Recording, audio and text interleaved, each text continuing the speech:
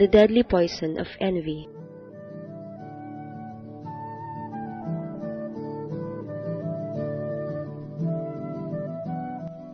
Mga pinakamalalalim at mahirap gamuting sugat sa puso ng tao ay yung inggit. One of the worst human illnesses is envy. People who are to be happy, peaceful, and godly are to avoid and destroy the spirit of envy. Ito pong ating pagtutuunan ng pansin sa atin pong pagsisikap na lumago sa ating buhay espiritual to be Christ-like, the deadly poison of envy.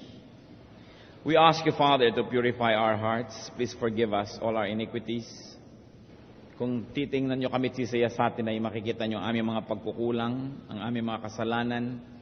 Buuin nyo po kami, Panginoon. Restore us with the power of your forgiveness. Cleanse us.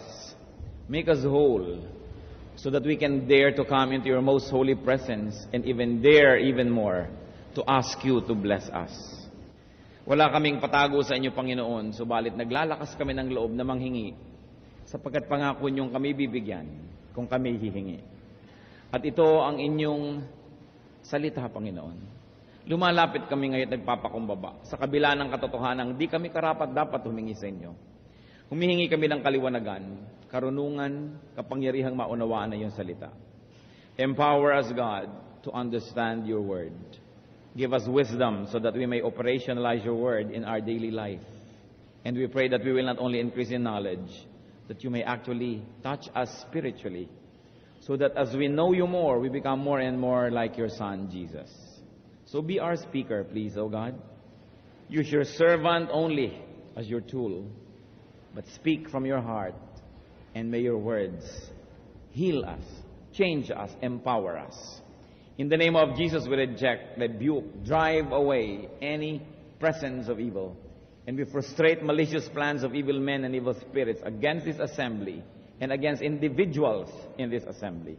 We ask you, Father, that you may turn this event into a blessing. Lead us. Be our speaker. In the name of Jesus, your Son, our Lord, we pray. Amen. The deadly poison of envy. Meron po ba kayong kilala na mahilig mainggit? O baka pag nananalamin tayo, makikita natin ang ating sarili na tayo man ay mahilig mainggit. The dictionary defines envy as a feeling of grudging admiration and desire to have something possessed by another. Yung paghanga na inis at galit na galit at pagnanasa sa mga inaangkin at tinatangkilik ng iba. Envy is spite and resentment at seeing the success of another. Pagpuputok ng butse, pagkainis at pagkasuklam, pag nakakakitang merong umaasenso at mayroong nagtatagumpay. Why is envy poisonous? Because envy destroys human relations. Pinakamalakas sumira ng mga relasyon ng tao ang pagkainggit. Diyan nagkakahiwalay ang mga magkapatid, magkamag-anak, magkaibigan, magkasama sa trabaho, sa inggit. Envy is poisonous because envy leads to sinful thoughts, to evil actions. James 3:16, for where you have envy and selfish ambition, there you find disorder and every evil practice. Kapag may inggit, kasunod na ang lahat ng uri ng masasamang mga hangarin, kaguluhan, at pag-aaway-away. Envy is poisonous because envy can result in grave situations, grave punishment, even judgment. Ito pong si Haring Saul, nawalan siya ng kanyang korona dahil sa kanyang inggit kay David. Pati ang pagtatangi ng Diyos ay umalis mula sa kanya sapagkat siya'y naging maiinggitin. Si Miriam, na kapatid ni Moses, nung si Moses ang naging pinuno ng bayan, nung lumaon ay nainggit na rin. At marami na siya mga salita laban sa kanyang sariling kapatid. At sinasabi niya sa mga tao, bakit? Si Moses lang ba ang pinagpala? Si Moses lang ba ang kinakausap ng Diyos? Di ba kami rin? Nalimutan niya na kaya lang nila naririnig ang tinig ng Diyos ay dahil kinakausap ng Diyos si Moses at malapit sila at kumbaga naaambunan na rin sila ng grasya. Mahirap yung mga naaambun-ambunan ng grasya kasi nagkakaroon sila ng kabulagan na sila man ay pinagpala na rin. Kaya kung minsan, kung mayroong mga religious groups, may mga churches, sino ang kadalasang nag-uumpisa na lumikha ng gulo para mahati ang church? Yung mga malapit sa leader, yung mga number 2 or number 3 in the organization na naaambon-ambonan din at nag-iisip na rin na sila man ay entitled na rin sa maraming bagay. At nung dahil si Miriam ay naging mainggitin sa kanyang kapatid na si Moses, ano nangyari? Nagkaroon siya ng ketong. She became leprous. Numbers 12:10, when the cloud lifted from above the tent, there stood Miriam, leprous like snow. Aaron turned to her and saw that she had leprosy. And leprosy was the worst disease that could ever visit a person, especially in the olden times when it was incurable. Dahil sa inggit. Dahil sa inggit ng mga religious leaders, kaya nila ipinadakip si Jesus, kaya sila lumikha ng maraming kasinungalingan laban sa Kanya, at kaya kahit ang Panginoong Diyos ay nambuhay na wala sa kamatayan, sinuhulan pa rin ng mga pare at ng mga relihiyoso yung mga bantay na magsinungaling at sabihing hindi nila nakitang bumangon at ninakaw lang ang katawan noong sila ay natutulog. Matthew 28:12-15, when the chief priests had met with the elders and devised a plan, they gave the soldiers a large sum of money, telling them, "You are to say, his disciples came during the night and stole him away while we were asleep. If this report gets to the governor, we will satisfy him and keep you out of trouble." So the soldiers took the money and did as they were instructed. This story has been widely circulated among the Jews to this very day, or to the very day that the book was written. Dahil naiinggit ang mga religious leaders sa ating Panginoon, dahil marami nang nakikinig sa Kanya, hindi na nagpupunta doon sa temple, marami nang lumilipat sa Kanya, sinusundan-sundan siya kahit saan magpunta. Anong ginawa nila? Dahil sa inggit, gumawa sila ng paraan para ang Panginoon ay mapatay. Envy. And how many Jews rejected Jesus because of that lie that came from them? Na hanggang ngayon, ang bayang Israel bilang isang bayan na hindi pa kinakilala si Jesus na anak ng Diyos. Bagamat may mga Israelita or Israelites or Jews that now believe personally that Jesus is the Son of God, but collectively as a people, they rejected the Lord. At sinong dapat sisihin? Yung mga paring nainggit. Ang gusto lang nila, lagi silang sikat, lagi ang mga tao sa kanila lang makikinig, kaya nalibugho sila nung may pinakikinggan ng iba. At yun ay ang Panginoong Diyos na walang ginawa naman yung templo, kundi ituro na darating, at nung dumating, tinanggihan nila. Because of envy. They killed the Lord not because they did not know Him, but because they knew Him. Hindi nila nakuha yung attitude ni John the Baptizer na nung yung mga followers niya sumusunod na kay Jesus, sabi niya, He, referring to Jesus, must increase and I must decrease. Envy destroys the envious. The envious host, the envious person. Proverbs 14:30, a heart at peace gives life to the body, but envy rots the bones. At kung sino man po ang may kakilala, may kamag-anak o naranasan yung cancer ng buto, alam nating lahat na isa yan sa mga pinakamasasakit at masisidhing sakit na pwedeng maramdaman ng katawan ng tao, yung sakit ng buto. At ano po ang sabi dito sa Proverbs 14:30? Yan daw inggit ay bumubulok sa buto. Kaya sinasabi natin, tagos sa laman, tagos sa dugo, pero yung pag sinabing sagad sa buto, talagang yun ang sagad na sagad. At sabi, ganito, hanggang buto ang nabubulok kapag ang tao ay mainggitin. Nasisira ang lahat. Job 5:2, resentment kills a fool and envy slays the simple. Yung simple pa pag ginagamit sa mga ganitong uri ng book sa Bible, kadamihan ang ibig sabihin yung foolish. Hindi yung simpleng tao, kundi yung napakasimple ng pag-iisip na siya'y hangal na sapagkat hindi niya alam ang tama at mali. Yan daw ang sumisira sa mga simple. Ibig sabihin sa mga taong hindi ginagamit ang karunungan, naiinggit agad, at yan ang sumisira sa kanila. Envy is our enemy because envy gives Satan a foothold. In fact, a hold on people. Mahirap yung pagka merong nakapasok sa iyong bahay at galing na sa loob, magbubukas na ng pinto para magpapasok ng iba pa na hindi dapat papasukin. Ganyan ang nangyayari pag pinapasok natin sa puso ang inggit, kasama na ang espiritu ni Satanas, kaya marami nang pwedeng gawin na paninira doon sa loob mismo. Ephesians 4:27, do not give the devil a foothold, and envious people are easily manipulated by the devil. Pag naiinggit ka, bulag ka na. Yung kinakainggitan mo, hindi mo na yung nakikitaan ng mabuti, puro masama na lang. Wala ka nang masasabing tama at makatuwiran tungkol sa taong kinaiinggitan mo, puro paninira na lang. Sapagkat ang espiritu ng inggit ay walang gawin kundi sirain. Una, yung kinaiinggitan, pero higit pa ron, sinisira yung taong naiinggit mismo. Envy is like acid. It destroys its container more than those for whom it is being stored. That's why it is important to recognize the spirit of envy. Envy opens the door to Satan. Envy opens the door for Satan to infiltrate even the church. Bakit ba kung minsan ang isang singer ay hindi nagko-cooperate sa choir kasi naiinggit siya sa isang singer na maaaring pwede mag-solo? Bakit ba mayroong isang teacher na ayaw magturo kahit gifted? Baka naiinggit siya sa ibang teacher na mas nabibigyan ng pansin kaysa sa kanya.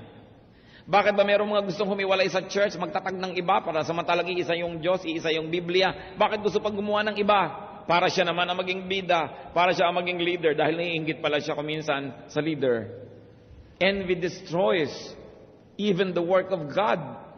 That's why we have to unmask the works of deception. Who and what are the usual objects of envy? Sino ba't ano-ano ang pinakamadalas makainggitan? Family members. Ang mga inggitan, kadalasan, unang-una, nagsisimula sa magkakapatid.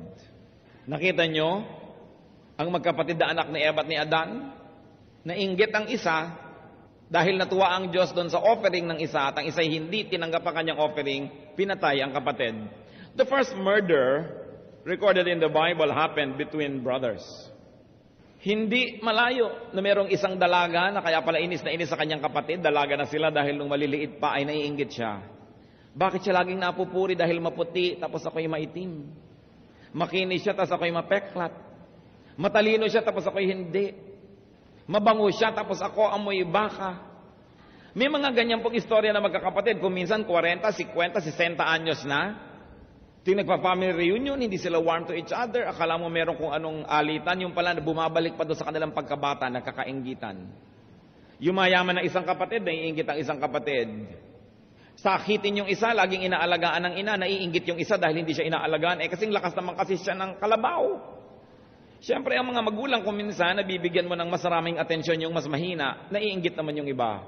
You know, the worst resentment present in human society can be between brothers and sisters. Brothers and brothers, sisters and sisters. Hindi na kailangan lumayo. Ngayon, kung tayong mga Kristiyano na, dapat lampasan na natin yan. Huwag niyo nang dalhin pa sa inyong pagtanda ang mga inggit-inggitan na noon pa ay namamagitan sa inyong magkakapatid. Bakit yung naghahati ng mangga ang nanay, kanya ang pisngi, akin ang buto? Bumili ka na lang ng maraming mangga ngayon, kainin mo lahat ang pisngi. Maraming mga alitan at mga selos. The usual objects of envy, friends. That's why they say your best friend can become your worst enemy. Akala mo, talik na magkaibigan itong dalawang babaeng ito, pero meron palang tahimik na kompetisyon na nangyayari sa kanila. Kung kaninong hikaw ang mas malaki, kung kaninong nobyo ang mas mayaman, kung kaninong bag ang mas kapartner ng sapatos, kung kaninong panyo ang mas maraming burda. Alam nyo mga kapatid, ito hindi ako naubos maisip. Dahil hanggang ngayon nakakakita pa ako nito. Matatalik na magkakaibigan. Although nangyayari sa mga lalaki, pero mas masahol sa mga babae. Magkakaibigan, pero nagkokompetisyon. Nagpapagandahan, nagpapatalinuhan, nagpapatalbugan, pero magkaibigan. Sinasayang yung oras nyo. Sa halip na tumitibay ang pakikipagkaibigan, yung pala ay sinisira lang dahil sa inggit. Siyempre, mas marami siyang manliligaw, tapos ikaw naman, laging taga-abot na lang ng sulat. At ngayon hindi na uso ang sulat, lagi kang natatanong ng, ano bang text niya, anong number? Anong number ng cellphone? Tapos ang cellphone mo hindi nahihingi. Tagabigay ka na lang lagi, so maiinggit ka ngayon. Kaya yung mga magkakaibigan, nagkakainggitan yan eh. Workmates. Naiinggit ka sa kanya dahil bakit siya umaasenso, bakit siya natutuwa sa kanya yung mga amo, mga superior, bakit mas maganda ang desk niya, mas maganda ang office niya. Hindi nauubusan ng tao ng iniimbentong dahilan para mainggit. Associates. Kaya napakarami naghihiwalay ng mga associates. Minsan magkakasama yan. Law office, si Tekla, Teklo, and Tekling. Law offices. Mamaya sila itong maghihiwalay na naman. Associates ang kalaban, mga kaprofesyon. At kung minsan nakakalungkot, among pastors, mga pastor pang nakakaingit-inggitan. Ay mas marami siyang member, ay mas malaki ang church nila, ay mas maganda ang choir nila. It happens even among spiritual workers. Why? Because Satan is alive and well.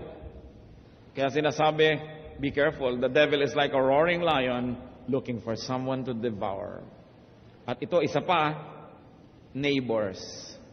Yan ang mag-iinggitan, magkakapit-bahay. May dumating na TV sa kapitbahay, text agad si Mrs. sa asawa niya na nasa Iraq. Magpabaril ka para mahal ang bayad dahil kailangan mas malaki ang TV natin kaysa sa TV ng kapitbahay natin. May piano sila, dapat may piano tayo. Maganda ang hagdan nila, so palagay tayo ng escalator sa bahay natin. Alam niyo po yung pakikipag-inggitan ng mga magkakapitbahay, napakarami nang naging biktima niyan. Mas maganda ang silya nila, bumili tayo ng magandang silya kahit na ang liit-liit ng bahay yung silya, pampalasyo. Hindi ka na makalakad. Wala ka ng lakaran sa lalaki ng silya na pampalasyo. May chandelier ang kapitbahay, mag-chandelier tayo, never mind na bungalow ang bahay natin. Kaya nagkakanda untog-untog sa kanyang mga chandelier. Pakikipagyabangan sa mga kapitbahay. Malakas ang radyo nila, kailangan nating lakasan ang speaker natin. Palakasan, payabangan. People who are close, who are near and proximate to each other, usually are the ones who become envious of each other. Seldom do people become envious of a far away and a distant star. Usually envy is right where you live, where you work, where you operate. The envious and the candidates of envy can come from your very immediate circle of friends and relatives. Kaya napakasama Pag-aawayan ng mga magkakalapitang loob, paghihiwa-hiwalayin ng magkakamag-anak dahil sa inggit. What are the antidotes to envy? Ano ba ang panlaban natin dito sa sakit na ito? Unang-una, do not covet. Isa sa 10 utos ng Diyos, Exodus 20:17, you shall not covet. Huwag magnasa ng hindi sa'yo. Do not focus negatively on other people's accomplishments and acquisitions. Pag hindi sa'yo, wala ka nun, gusto mo yon, pagsikapan mong magkaroon. Pero huwag kang mainis at mainggit doon sa mga mayroon. Cultivate your God-given gifts. Focus on your own life rather than you focus on the accomplishments of others. It only becomes useful when you turn these people into inspirations. But if they become objects of your envy, you are going to destroy yourself. Make big things in your life. You know why many people are envious? Because there's nothing big happening in their lives. And in the absence of big things, small things become big to small minds. That's why you make war for no reason at all. You quarrel and fight for no reason at all because you have no big cause in your life. But when there is something big, such as serving God, serving humanity, developing your fullest potentials as a person, you are going to ignore many things because they become little when compared to your big ambitions and to your big undertakings. That's why people must find a big issue in their life and dedicate their effort, their life to that issue, to that cause, to godly causes, to great humanitarian causes. But when there's nothing big happening in your life, you will look at other people's lives and you will notice that there are big things in their lives and you can become envious. Kailangan asikasuhin mo ang buhay mo, yung binigay sa'yo ng Lord na talent, ang ina-assign sa'yo na gagawin mo dito sa yung daigdig ay gawin para hindi ka maging mainggitin. And of course, step one more, beautiful step farther, and to appreciate other people's accomplishment. Learn, benefit from people's accomplishment. Pag meron po kayong kapatid na nanalo sa beauty contest, huwag mo sasabihin sa mga kakilala mo, tingnan yung paa niyan, tingnan yung paa niyan, ay tinatago ang paa, pangit ang paa niyan. Tingnan mo ang tuhod niyan. Hahanap ka agad ng pintas. Alam niyo po nung araw, we have a classmate in high school that went to college and then became summa cum laude and then became Binibining Pilipinas.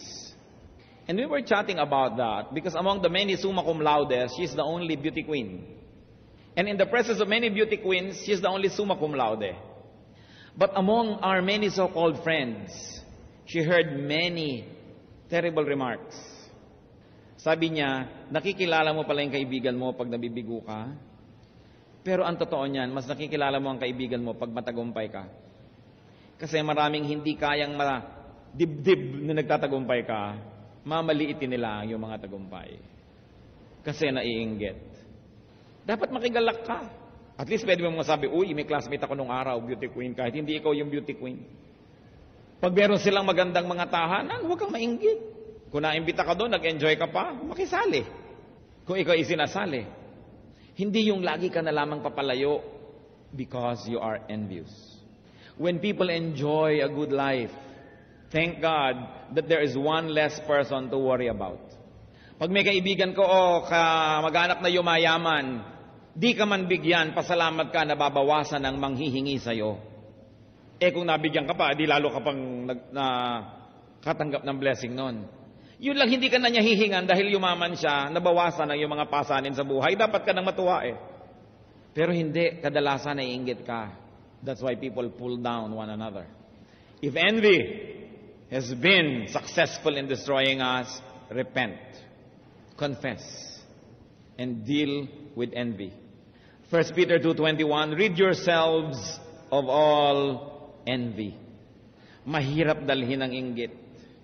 And seek the Lord's healing, the Lord's restoration, and the Lord's empowerment when you have been restored.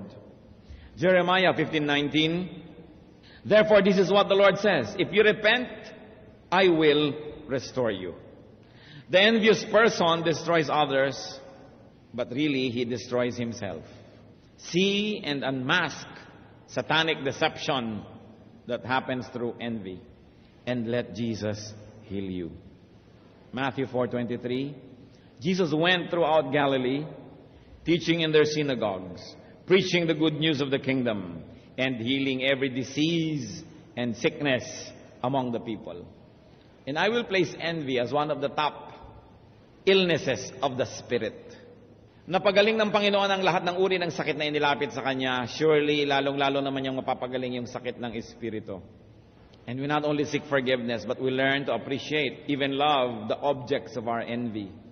Kung mamahalin lang natin yung mga kinakainggitan natin, uunawain natin sila, makikita din natin marami silang mga kabigatang dinadala, marami rin na hirap na hinaharap, mababawas-bawasan ang ating inggit. Now, to the achiever, to the famous, to the rich, be sensitive to other people's feelings. Be kind, be helpful. Be as inconspicuous as possible. Kung mayaman ka na, hindi mo naman kailangan ipagsigawan pa. Kung maganda ka na, hindi mo na kailangan pang ipagwagwagan ang kagandahan mo, tapos nai-insecure yung mga nasa paligid mo. Pwede na tayong mag-dress down, mag-tone down, maging tahimik, dahil hindi na natin kailangan patunayan ng anumang bagay. So huwag na nating inggitin pa yung mga pwedeng mainggit. Kung merong pwedeng mainggit sa inyo dahil ang dami-dami nyong bag, pwede nyo naman sigurong piliin kung saan nyo ginagamit. Doon na lang sa hindi kayo magiging tampulan ng inggit. Kung marami kayong mga kabuhayan, be quiet. Be kind to those who might be tempted to be envious. Ano pong sabi sa Romans 15:1-2? We who are strong ought to bear the failings of the weak and not to please ourselves. Each of us should please his neighbor for his good, to build him up. So kung lagi na tayong napapansin, napupuri, pwede naman tayo ngayon ang mababaligtad niyan at purihin natin at pansinin ang iba. Imbes tanggap tayo ng tanggap ng pansin at papuri, magbigay naman tayo ng pansin at papuri sa iba at nang sa ganun mabaligtad ang mga negative feelings that people have against you. Now to those who are tempted to be envious many times, very definitely do not envy the ungodly and the wicked. Kumisa kasi naiinggit tayo, buti pa siya naging corrupt yumaman, buti pa siya nandaya, naging makapangyarihan. Buti pa siya makapal ang mukha, nananatili sa kanyang gustong panatilihan. Buti pa siya gumagawa ng mali, naging smuggler, naging drug pusher, naging ganito, umasenso tuloy. Sabi po sa Proverbs 24:19-20, "Do not fret because of evil men, or be envious of the wicked. For the evil man has no future hope, and the lamp of the wicked will be snuffed out." Huwag kainggitan ng masama kahit sa biglang tingin mukhang napaganda ang kalagayan niya dahil sa kanyang kasamaan, sapagkat meron siyang araw sa Diyos at haharap siya sa Diyos. Psalm 49:16-17. "Do not be overawed when a man grows rich, when the splendor of his house increases. For he will take nothing with him when he dies. His splendor will not descend with him." Sabi, wala namang permanent situation eh. Kung kulang ka sa ginhawa, kulang ka sa mga sarap sa buhay, lalo mong asikasuhing maging makadiyos para sa kabilang buhay man lang, mahango ka na at makabawi ka. Pero kung nakalubog ka na sa hirap ngayon, tapos sisirain mo pa ang sarili mo sa inggit, sa paggawa ng masama, sa pag-iisip ng masama, sa kabilang buhay, nahusgahan ka, di lugi ka na dito, lugi ka pa sa kabila. Kaya nga mas sa tingin mong parang kawawa at kapos at kulang dito sa mundong ito, lalo kang maging makadiyos. Hahanguin ka ni Lord sa iyong mga kahirapan, at kung hindi man masatisfy yung personal standards mo on what comfortable life can be, if you are in the Lord and you die in God's grace, at least you have eternity to enjoy God's goodness with and in. Mahirap na pala yung buhay dito. Sasama ka pa sa mga masasama, di lalo ka nang napahamak sa lalong mas matagal na panahon. Sabi ng Bible, huwag kayo masyadong humanga dyan sa iyong mayaman. Bagamat hangaan naman natin kung talagang ito ay pagsisikap, talagang pagpapawis, pagbabanat ng buto, di ka hanga-hanga kasi accomplishment. Pero huwag kang humanga to the point na nabulag ka na at nainggit ka na. Sabing ganun, ang asikasuhin mo yung buhay mo, magpakabadal ka at nang tumanggap ka ng pagpapala ng Diyos. 1 Peter 12, or rather 2:1-3, "Therefore rid yourselves of all malice, and all deceit, hypocrisy, envy, and slander of every kind. Like newborn babies, crave pure spiritual milk, so that by it you may grow up in your salvation, now that you have tasted that the Lord is good." Huwag po tayong palason. Kung nalason na tayo nung araw ng inggit, tama na. Huwag nang ipagpatuloy. And very important, be detoxified, be purified by the forgiving power of God. Baka naman tayo sobrang insensitive to the feelings of the deprived. Kaya mahalaga, yung kapwa mo, binibigyan mo rin siya ng lugar.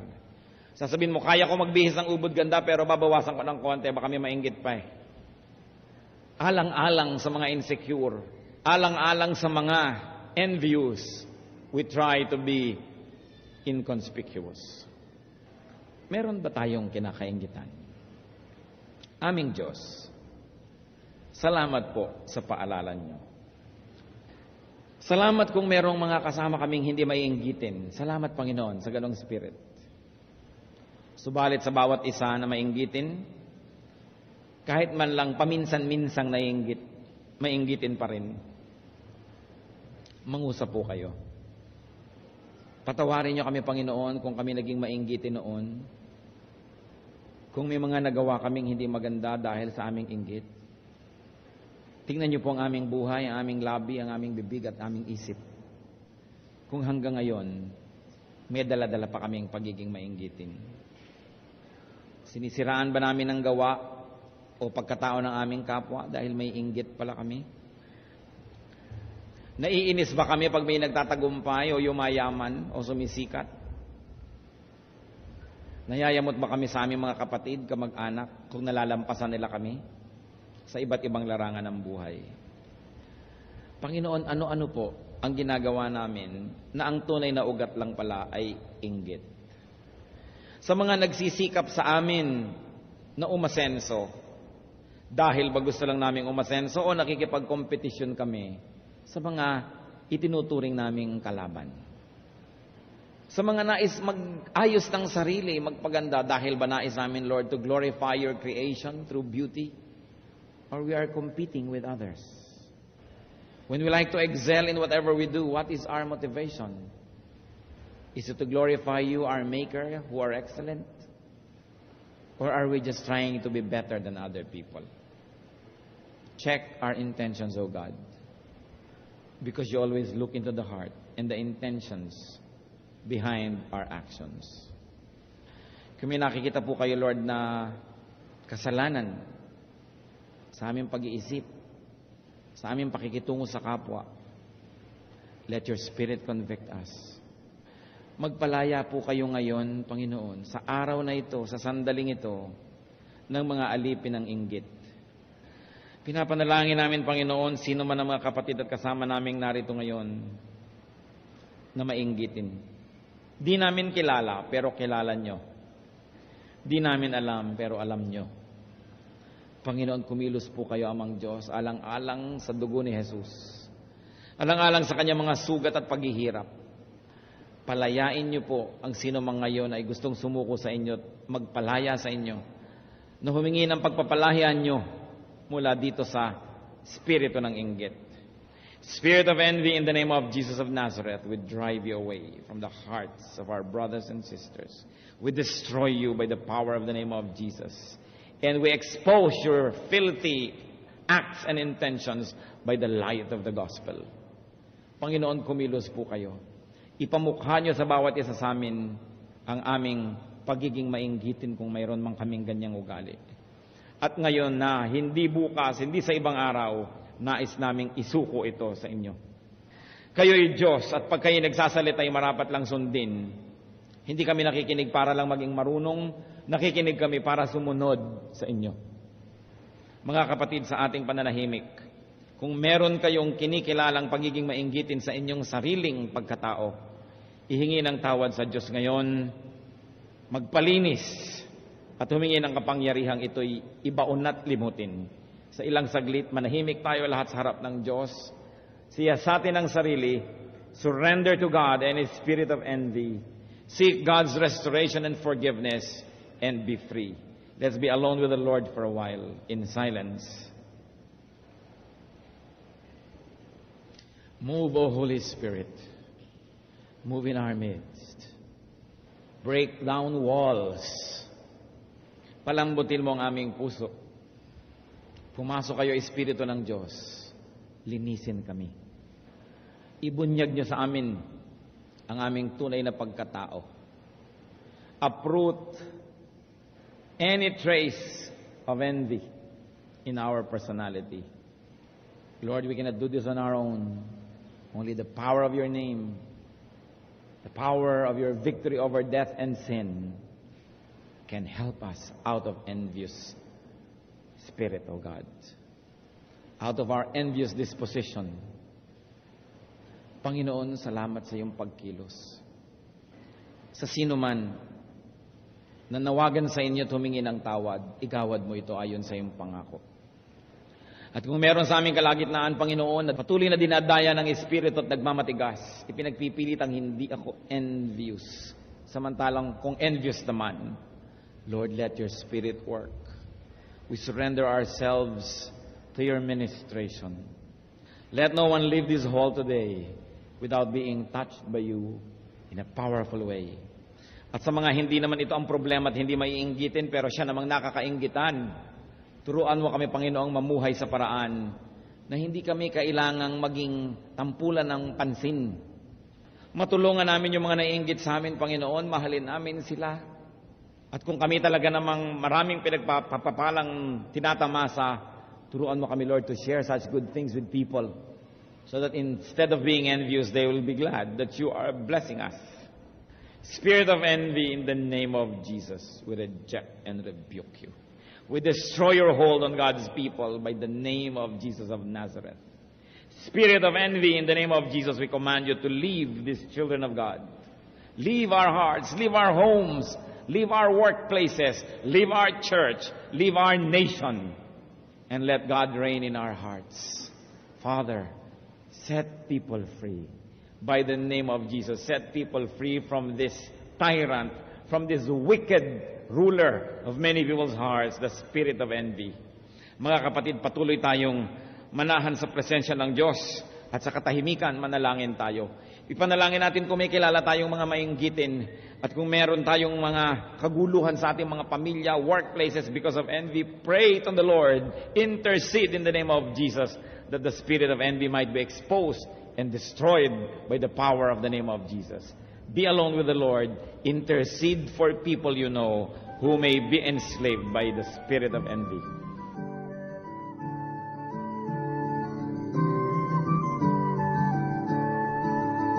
Ang katatapos pong mensahe ni Pastor Ed Lapis ay pinamagatang The Deadly Poison of Envy.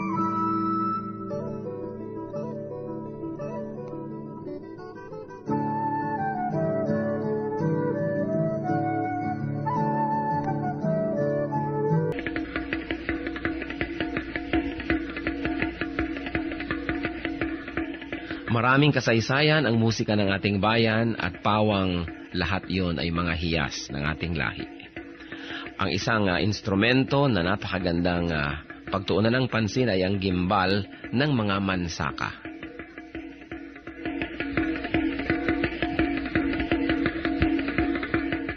Ang gimbal ay isang magkabilaang tambol na matatagpuan sa hilaga at silangang bahagi ng Davao sa grupo ng mga mansaka. 28 sentimetro ang taas nito, humigit kumulang, at 21 sentimetro ang bilog, humigit kumulang. Yari ang gimbal sa isang katawan ng punong kahoy at ang magkabilang dulo ay tinapala ng pinatuyong balat ng usa. Ito ay hinahampas ng isang manipis na patpat habang isang kamay ay tumatapik-tapik sa kabilang tambol sa kabilang dulo ng instrumento. Ang gimbal ay maaring tugtugin mag-isa o ng mga may kasamang ibang instrumento kung ito'y ginagamit sa ritual. 1 hanggang 2 tao ang maaring tumugtog sa magkabilang dulo ng gimbal.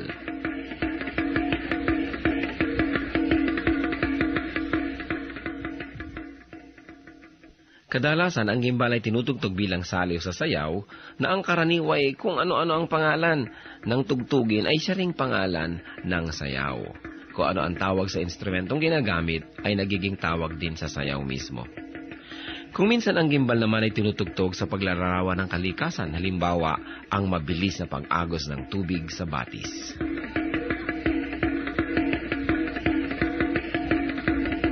Ang gimbal o kimbao, instrumento ng mga mansaka. Kayamanan ng ating lahi, hiyas ng ating bayan, marapat lamang na gamitin sa pagsamba sa Panginoong Hesus.